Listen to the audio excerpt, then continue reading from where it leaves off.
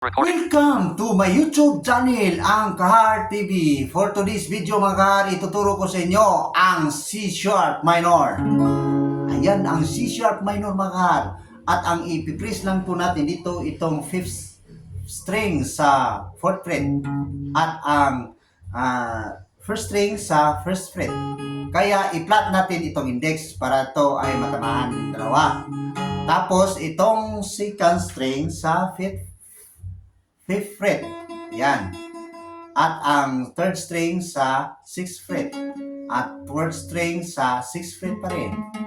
Yan po ang C-sharp minor. Sana nakatutulong itong video na to sa inyo mga kahar. At kung nakatutulong man, paki-like at comment naman dyan mga kahar. At subscribe mga kahar sa Munti Kong channel kasi ito ay malaking tulong na sa aking YouTube channel. Yan mga kahar. Thank you mga kahar for watching mga kahar. At sana hindi kayo magsasawa sa aking sa pagsuportar sa aking mga video. Okay mga kahar, thank you for watching. Bye bye.